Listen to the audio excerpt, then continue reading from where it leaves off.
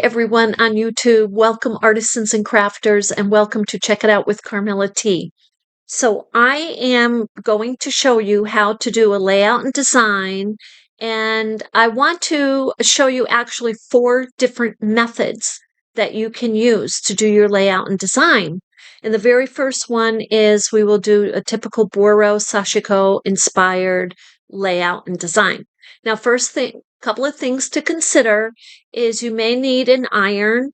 If you have, like I have a lot of fabrics here, and some of these are wrinkled. Today I'm not going to iron, but you may need an iron to iron the pieces. Second thing is you will need scissors. If you don't have the small picking scissors to get the frays and little threads off, that's okay. Your regular scissors will work.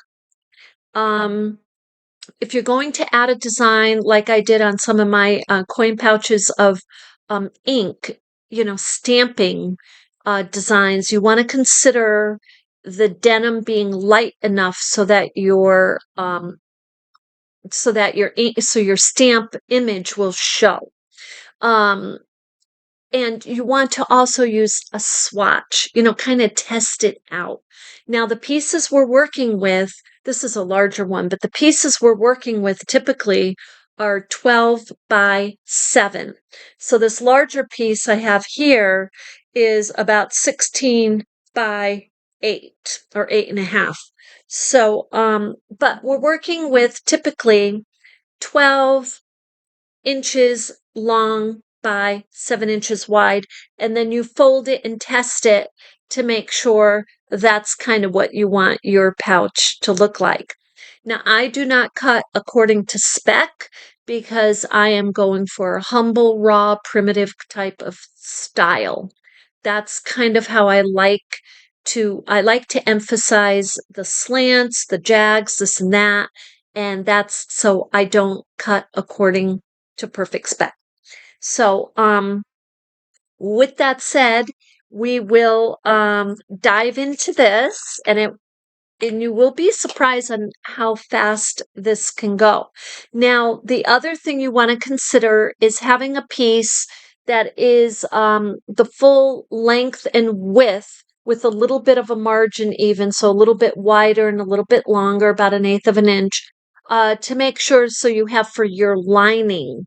So, and that we will tackle that one tomorrow. So today we'll do the layout and design.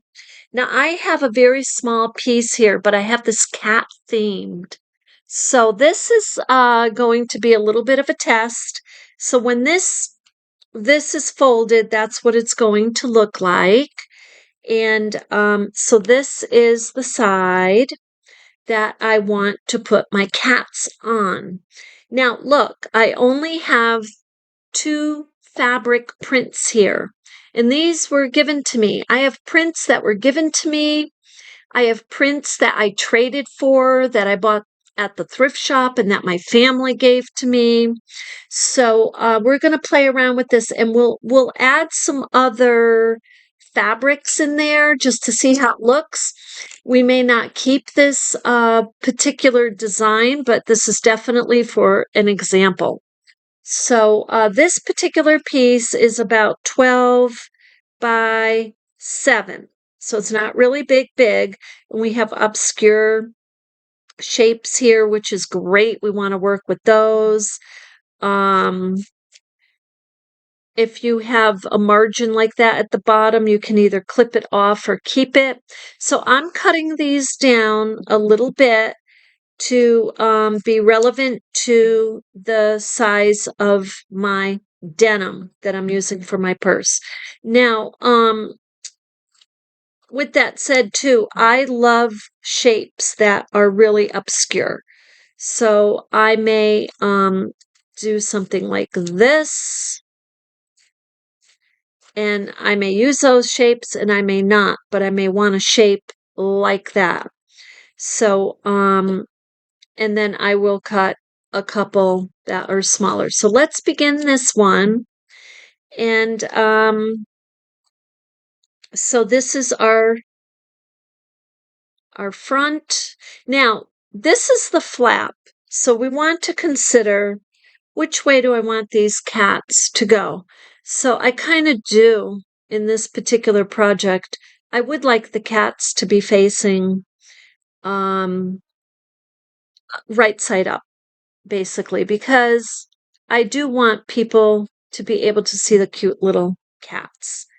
So with that said, at least those two panels I want to go that way. And I'll make this sideways, and I can make these go all different ways.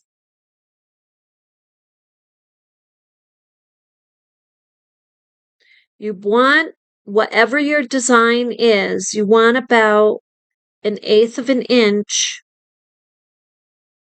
to overlap either under or over.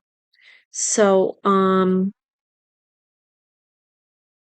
so this is okay that I'm doing that, repeating. That's all right.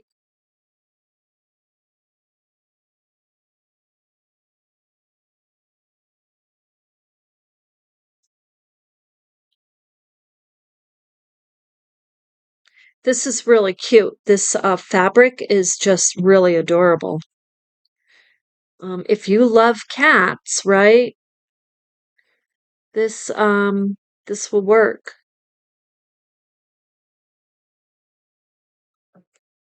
And I actually would like that to end there. Now, I think I'm going to backtrack here. And this is why I always say do not baste. Don't put your glue down because and don't pin until you're absolutely ready and sure, because you may do like I do. I kind of do these over. I get different ideas as I'm going along. Now, these are some scrap pieces of fabric, and I'm loving the seams, so I want to use these seams. And I may change this as I go along. I love this right here.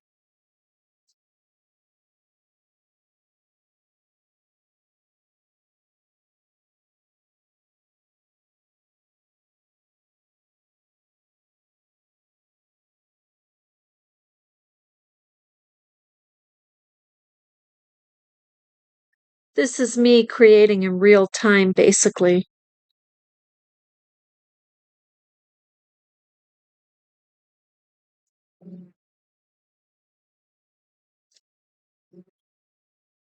We have different colors to work with here. If you don't feel that a design matches up after you lay it down, the beauty of not basting and not pinning right away is that you're able to go back and change it.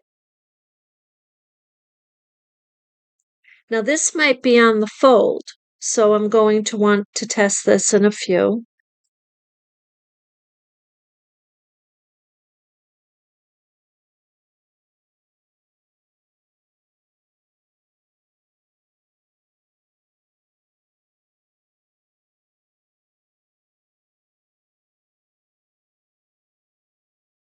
Look how cute these cats are, though.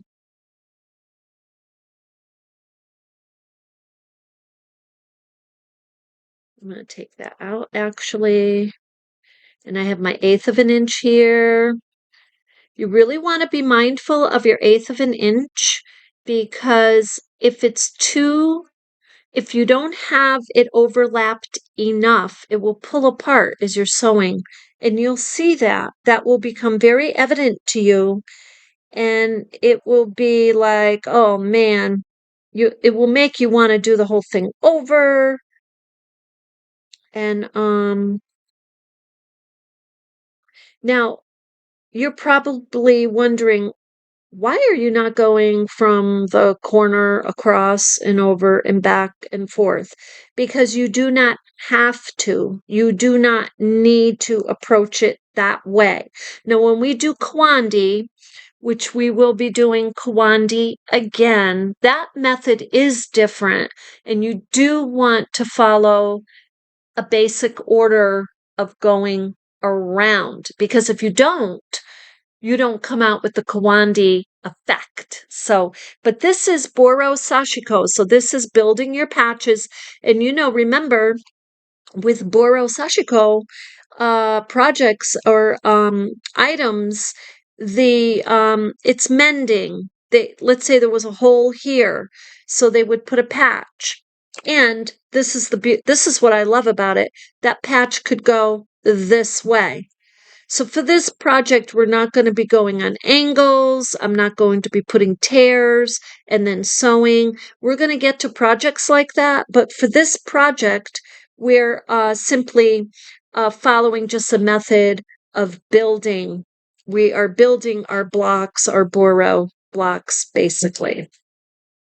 This one I'm going to bring down a little because this is plenty wide enough to cover that. And look, this one I'm going to put at the end.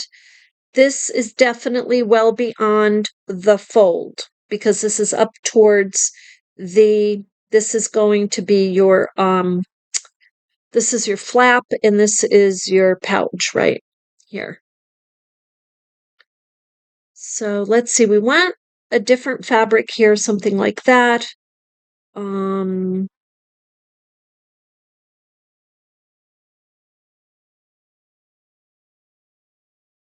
Maybe this isn't going to work for me. Maybe I want something like that.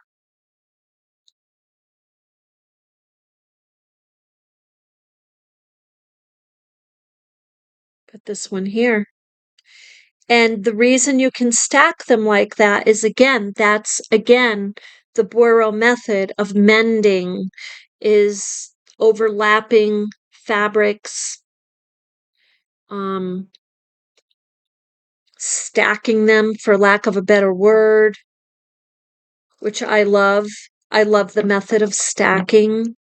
If you've seen some of my videos, you'll see you'll see me do that. Let's see, I am looking for another one like this and I don't have it, so that's okay. I have other fabrics here, many other fabrics here that I feel could work nicely. Let's see. This is kind of different. And look, I even have a shape of a heart. So even that can go. Even that can go. That can go on there. That heart, I'm going to actually put that there.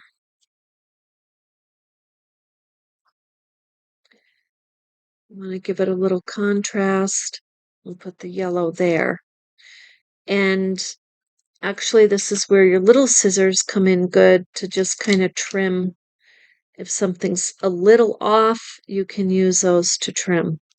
So now this is what makes your design unique, is you are just kind of going with what you feel you love.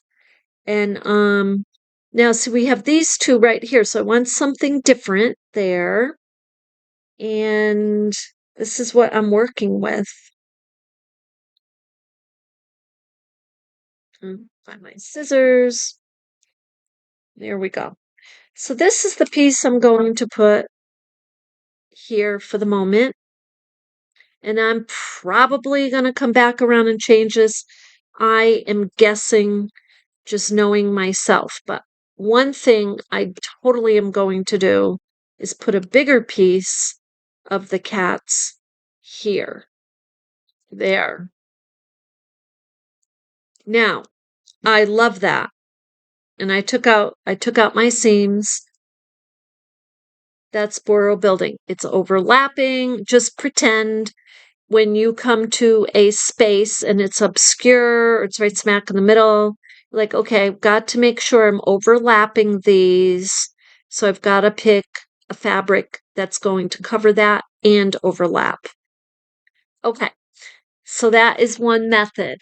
And personally, I love this. So we folded it beforehand so we know what's going to go. Now, to test it with a lining, you could very easily just hold a fabric up to it. What I would do though before is when you have it folded, before you put on all of your designs, and when you're absolutely sure, before you put on your designs, kind of test out and see if the fabric you're using pops with those fabrics. And the other thing you can do is pin them, because you're absolutely sure this is the design you're going with, and then fold it and see the lining inside, how it goes with the flap, how it goes with the pouch, all of it. So we're going to put this to the side because this one's done. That is the typical Boro Sashiko inspired method that I work with. That's how I do it. So now the next method is partial. It's working with the Boro Sashiko designs, maybe sporadically or strategically placed. And let me show you what I mean by that. So we're going to put this down, and let me put these to the side.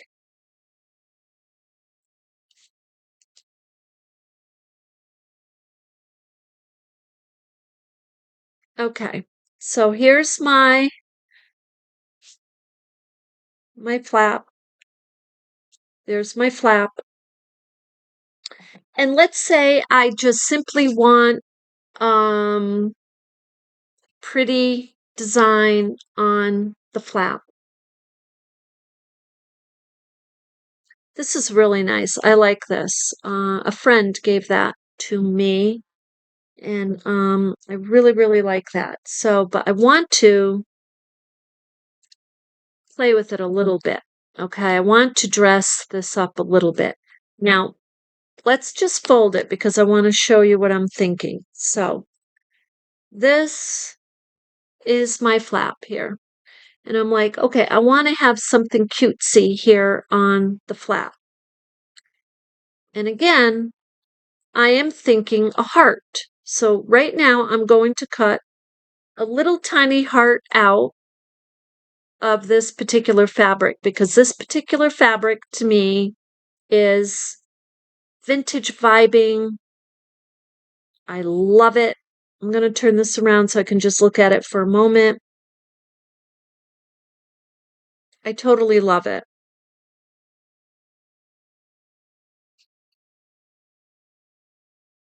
So I'm going to put a heart up here to the left. I'm going to put a heart, and then I'm going to sashiko stitch that heart. Now, I'd like to put another design on here. So for this particular project, I am going to pin this. So keep that there. Now here, I want to build a little bit of a design. So let's say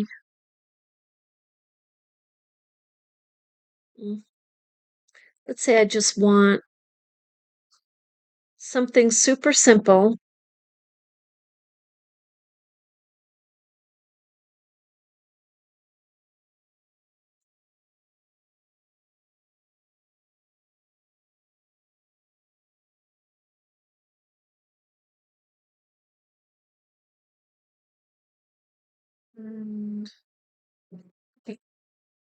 We're going to give it, now this is called, stacking. So this is stacking basically. Um,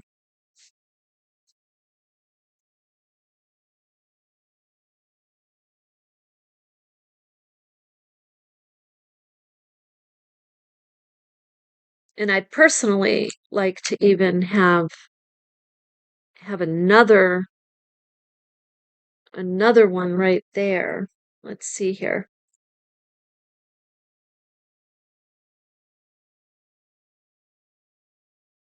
Here's some scrap I can use.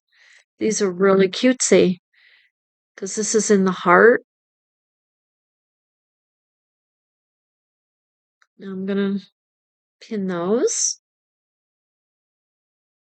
So these are partial designs, and I am laying these out kind of sporadically. I'm not putting too much planning.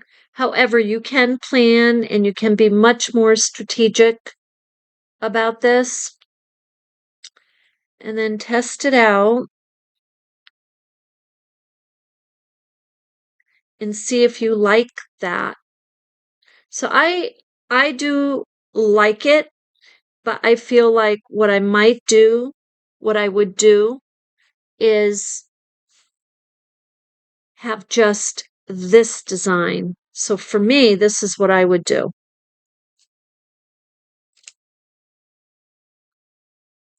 I would take this one completely off. And then I have something like that. So I like that much better. That's kind of a little flower over here. That same flowers in the heart.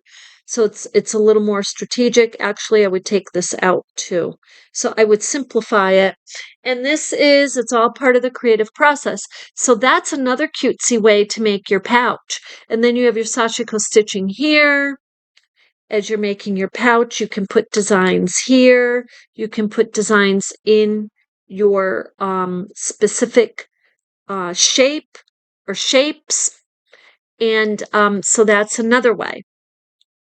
Now, the next way is very simple, because what you are doing for the next method is you're taking the piece that you are using to make your pouch, and you're selecting.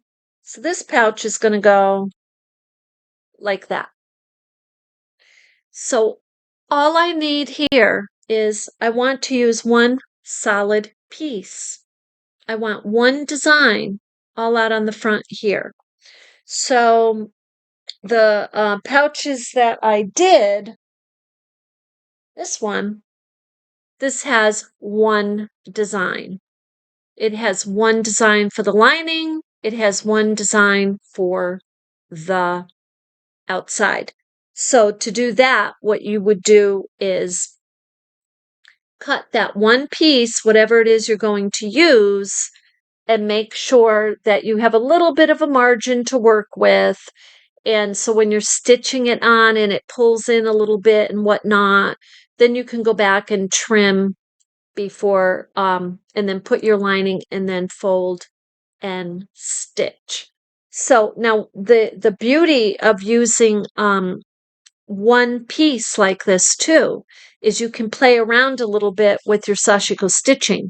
So you can go horizontal, you can go vertical, you can make little stars through it. You can depending on the design that you have, you can use that Sashiko stitching to outline the designs. So you can do that. So that's one piece. This is your Boro Sashiko, typical many pieces where I built just like the very first one we did. Now, the last method is super, super fun, because the last method is keeping your denim plain. Just taking your denim and Sashiko stitching designs on this any way you want, whether it's patches of just Sashiko stitching or slow stitching, seed stitching, which is a teeny tiny little method of Sashiko stitching, um, different stitches throughout, or you can do actual designs, like stars. I mean, there's There are experts out there who can do the stars, or you could draw pictures and make your hearts and do sashiko stitching. If you draw on your fabric, what you want to do is make sure that you don't use a pen like this and don't use crayons, use a fabric pen. So you want to make sure you do that. And you know, and you can stamp and then do sashiko stitching. So in other words, no fabrics. So those are the methods. And that is part 2.